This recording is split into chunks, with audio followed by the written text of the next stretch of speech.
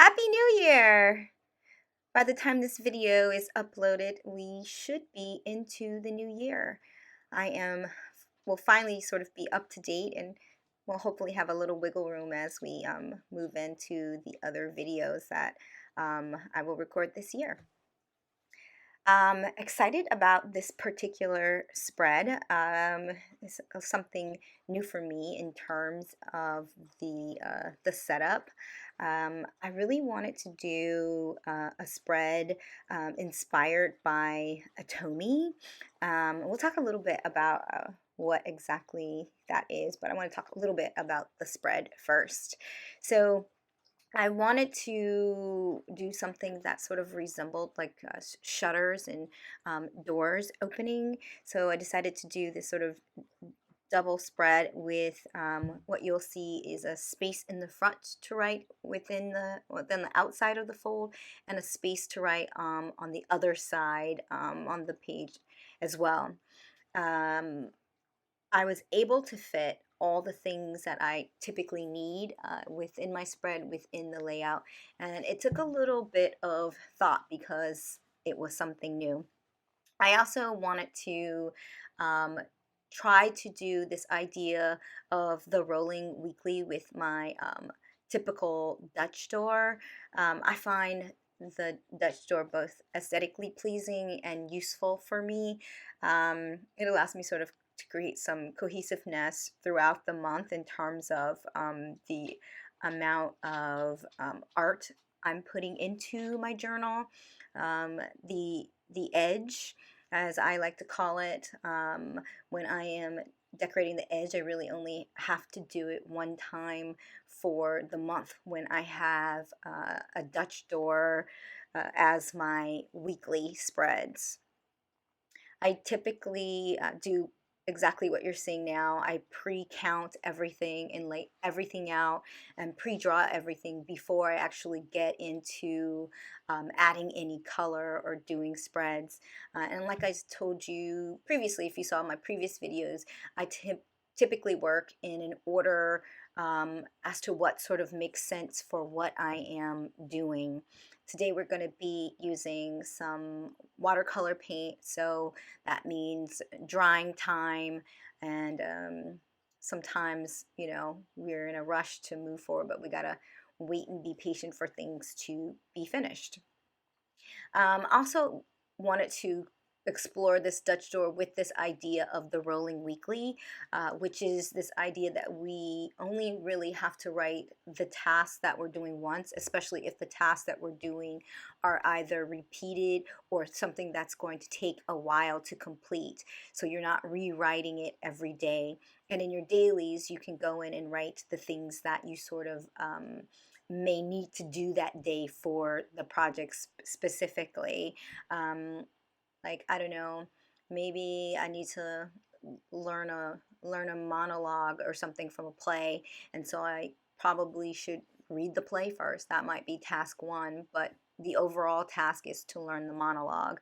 So on the fold, I'm doing it on the left hand side of the page.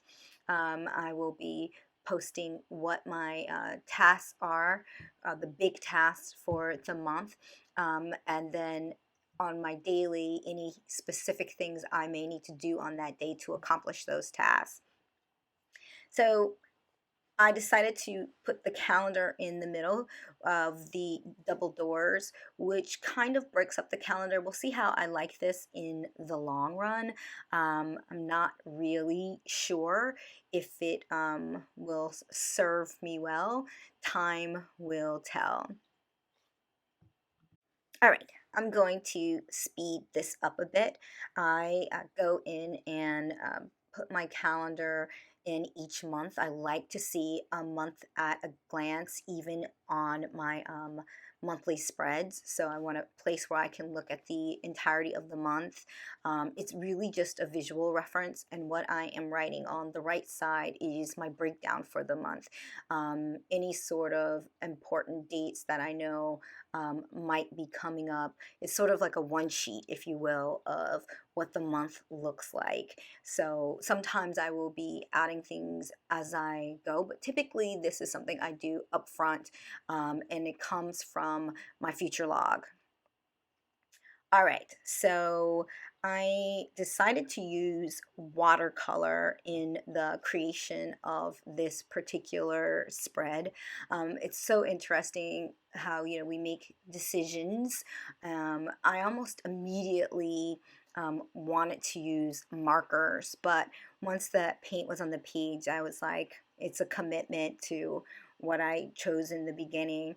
Overall, in the end, I was pretty pleased at the way everything turned out, but at the time I was really worried. Watercolor dries quickly, and one of the things I hadn't considered was the fact that in its quick drying, it also fades in color. So you'll see me throughout add more color to areas that have been already painted and the paint is dry. I'm just sort of trying to deepen that color in that particular area.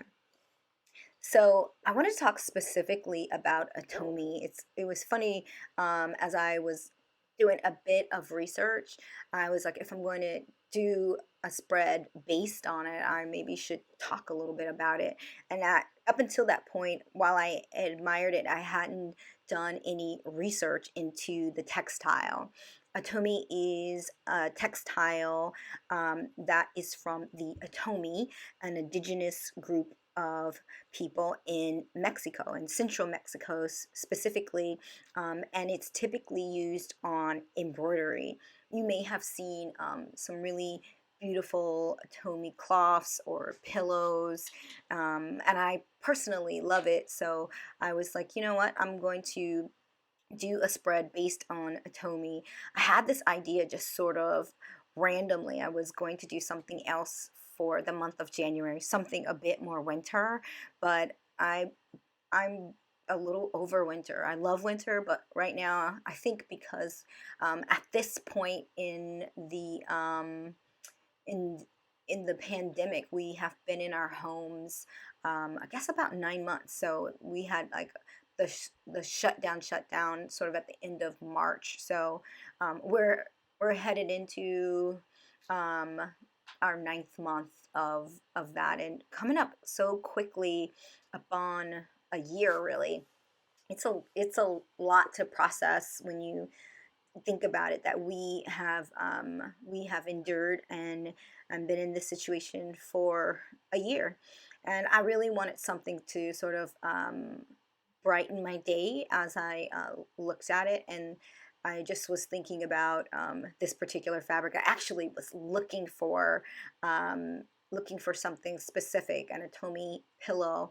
They come up and they sort of, because it's like hand embroidery, they sort of come up on like an Etsy, but often maybe not in the colors that you're looking for.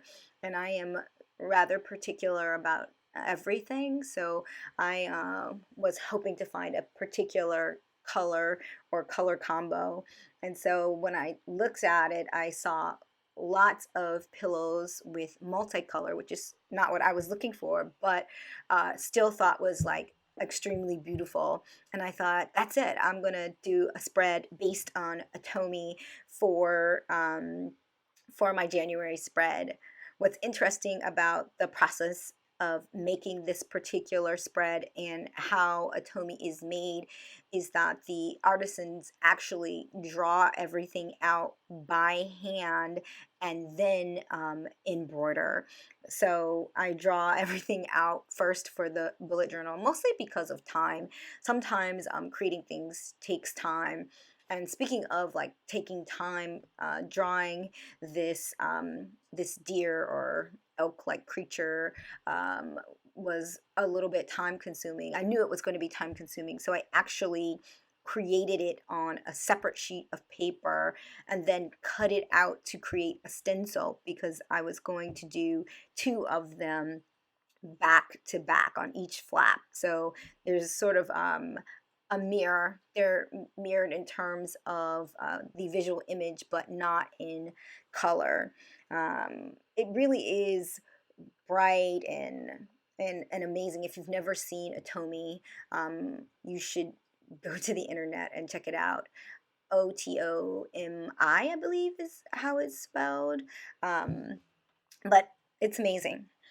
So the watercolors I'm using are the Michaels. I think it's like the everyday store brand. Um, this particular palette has a lot of color options, and when painting something like this that has so many colors, I didn't really want to be mixing colors. So I chose this particular palette. I think I probably would have ended up with a bit more vibrant color had I chosen a different palette, especially the red in this palette isn't particularly a vibrant red. We are finishing up in here. I probably would have done this on blackout paper had I been, you know, thinking about it a little bit more. I'm just thinking that it probably would have really popped. I talked about in the original setup 2021 setup video that I considered a full blackout journal, but was unsure. And here we are in my second spread, and I'm thinking, hey, this would have looked great in a blackout journal. Probably would have had to use a gouache paint though in order for it to pop. I don't even markers, unless they were like an acrylograph pen would have. We're talking about the acrylograph pens. I'm gonna have to go ahead and jump um, and buy those markers because I keep finding ways and uses for them as I work. This is the edge that I was talking about before. This will be the thing I see daily as I go through my weekly spreads. On the left hand side, that is where I will write those sort of tasks that I know are going to include norm more than one thing to completed, so that I can keep it there. So it's the big part of my rolling weekly. I'm curious, when you guys are choosing your spreads, do you go with, what the month sort of dictates, so it's Valentine's Day, so you feel like it needs to be something about love, or are you just sort of going where your heart leads you? With me, like I said, I just really needed something bright and happy to look at all through the month of January. I also just have a very, very busy month plan in terms of the number of videos that I need to crank out for work, and just in terms of some goals. I need to sort of really get things going at the beginning of the year.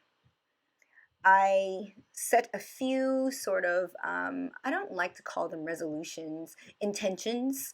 I actually do intentions monthly with the moon phases. So with new moons and full moons, one I will write the things that like new intentions, and for the other I will release the things that I think have not served me. So I think it's a good practice, and it helps to sort of accomplish things. You're always sort of being mindful of the things that you are trying to accomplish, and if the things you're doing are helping you to accomplish them, or if they're just mundane tasks that you're doing because you think that it's working. One of my bullet journal intentions, it's the first of the year, so it's like resolutions is top of mind, but intentions is to improve the calligraphy, the writing. It's something I struggle with, so I will be finding a place, not in my journal, but someplace else to sort of improve. I have stencils that sometimes I'll use in my bullet journal if I need a very specific font. But I generally will hand write everything, and occasionally I'm like, ugh, I'll have something that I'm really happy with, and then the writing aspect isn't the best. I know that there are classes out there. I would love some suggestions in the comment section, or maybe someone on YouTube who gives great tutorials for calligraphy or just fonts in general, how to create some of the more beautiful fonts or more useful fonts. These stripes, it's so funny. I didn't want to use a ruler. I was freehanding this, and when you start freehanding things, you sometimes make mistakes, especially when you're working with. I chose to use a brush pen, so it wasn't like a flat tip that I could really control the way I needed to. But in terms of speed, this was the way to go.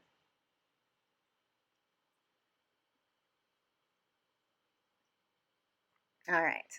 So this section right here is going to be one of the sections that I use to write things. This one in particular will end up being my incoming packages. So I have a lot of things that are sort of incoming that I'm ordering. So I needed a space to write things that I send out. I actually should probably change that to incoming and outgoing packages, so I can keep track of and make sure that items are being received. And then on the flip side of that, it's going to be my gratitude section. I don't necessarily write a line a day. I know a lot of people do that, but when there's something that sort of is really top of mind that I am grateful for, that's where I will write it.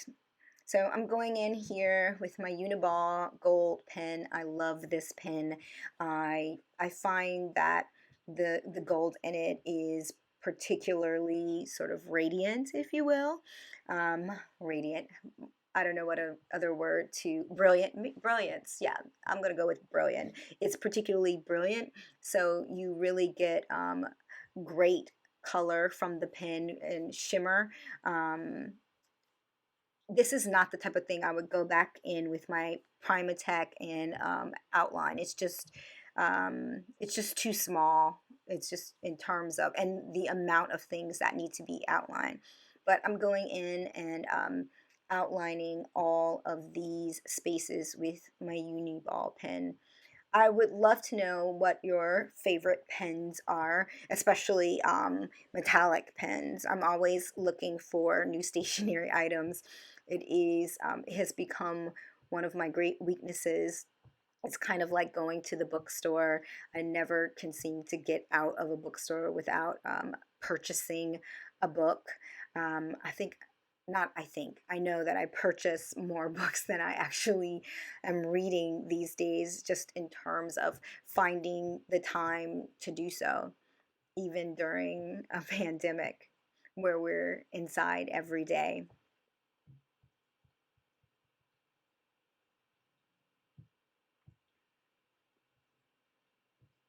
So back here at the back, I have decided to put my mood tracker right there near the edge. I often do this. This isn't something new.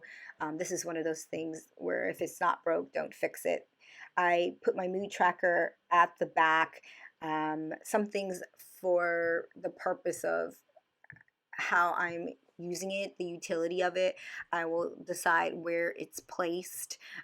In the case of the mood tracker, I like it to be at the back. It's just a personal preference. My other trackers are going to be sort of like on the side. You'll see that. I decided to go with one of the flowers in repeat. I'm going to eventually outline those in gold as well.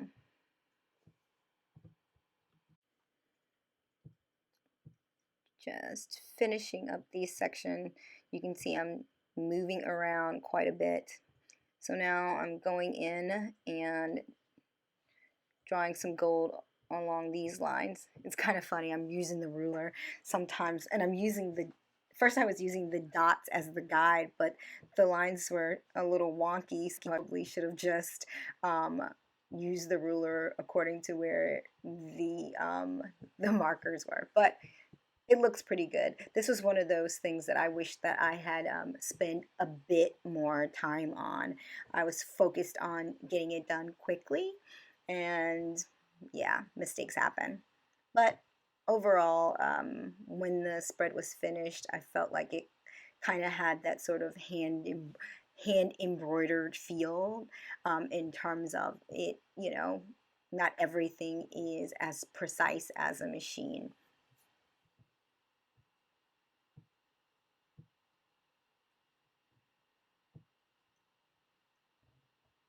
It really looks like a summer spread or something that you would use in the summer. But you know what? You can see it now, and if you choose to replicate it, you can do so and plan and do it in the future. It is my recommendation that you do it with markers. Don't paint like I did. I think the colors will be much more vibrant if you do. All right, so we got our calendar done, and now we're back here, just outlining these flowers for my mood tracker. I typically only choose three different colors when I am tracking my mood. And sometimes, if I feel like they don't cover what I'm looking for, I'll use both colors in the image. So, when these flowers, let's say if I had part of my day was really good, like, or one great thing happened, but the rest of my day was just pretty so. I will use the good and the so colors together rather than separately. It makes for some striking visual imagery in terms of some of the images, um, but it also makes my life easier in terms of trying to figure out what it is. When there's more than three, sometimes I get sort of caught up in something that really should be really quick and easy. I ultimately decided to go with three colors, very opposite. So I went with a red, a blue, and a yellow. Just drawing in the lines for the month with my gold pen. I really keep the months separately. Sometimes I do go in and stamp um, the the initial letter on the the boxes. So, like, if it's a Monday, there will be an M, and but I didn't feel like I necessarily needed to. Um, it's not something that's necessary, but sometimes it adds to it. I just kind of felt like it would crowd things, especially knowing that this is going to be a particularly busy month. So, as little as possible in the boxes. I anticipate that they will be quite filled. So normally I go in with the pencil and actually write the numbers. I didn't. I did, because I was counting out the pages pre-do it, and I made a mistake. And so I went in with my paint marker to sort of cover it up. I ended up actually still having to go back in with the uni ball to really cover it so that it wouldn't be seen. So I'm using my stamps here. It's, I have a love-hate relationship with stamps. um, they're never quite perfect, but um, I'm learning to accept that all things aren't going to come out perfect, but they still can work. I have started collecting pins though, so that I can go back in and fix things when I need to. You can see here what I'm talking about in terms of the font. It's okay, but it could be much improved.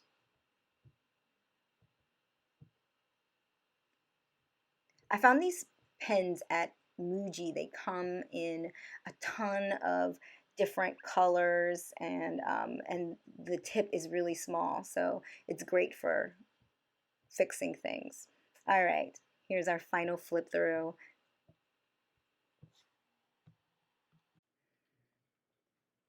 while there are things I would change, I will say all in all, I am very pleased with this spread and look forward to using it and coming to it to brighten my day as I get through these cold months of January. Let me know what kind of weekly you like in particular and what you think of this version of the rolling weekly. All right, see you in February.